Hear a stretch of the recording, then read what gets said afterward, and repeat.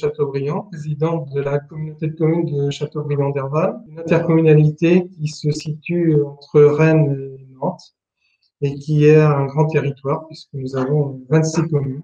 Châteaubriand est une ville de 12 000 habitants avec une aire urbaine de 25 000 habitants et avec des fonctions de centralité. Nous avons candidaté au mois de janvier 2018 auprès du ministère pour montrer cette fonction de centralité de Châteaubriand. On a signé donc un projet Action Cœur de Ville avec une trentaine de fiches actions. Et dans le cadre de ces fiches actions, il y en a deux qui sont relatives à la mobilité d'une part, le développement des stations libre-service automatique de location de vélos à assistance électrique. Et deuxième action, deux minibus, qu'on appelle ici le C-Bus, puisque l'intercommunalité a la compétence maintenant de transport. Et le C-Bus est devenu gratuit.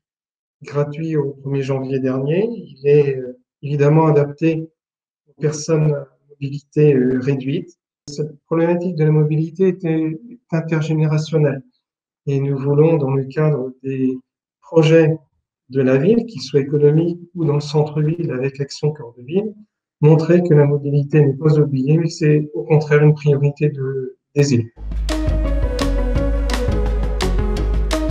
Ce sont des lignes spécifiques, spécifiquement créées, et des lignes en évolution, puisque nous sommes à l'écoute des usagers, puisque les lignes ne sont pas figées. Notamment depuis le début janvier, c'est un bus gratuit, comme je vous l'ai dit, avec une application qui permet de savoir où il est, quand est-ce qu'il arrive. Le C-Bus roule en milieu urbain et il est bridé à 50 km/h. Notre idée, c'est que on puisse avoir d'autres véhicules électriques, bien évidemment, mais qui vont permettre à des personnes qui sont à 10, 20 ou 30 km de la ville-centre ou celle de Derval de pouvoir être liés ces lignes entre elles. Les vélos électriques ont été mis en service il y a 3 ans maintenant. Et puis le C-Bus, depuis mes essais de ce nouveau C-Bus, remonte à 2 ans. Le budget est de 350 000 € annuels.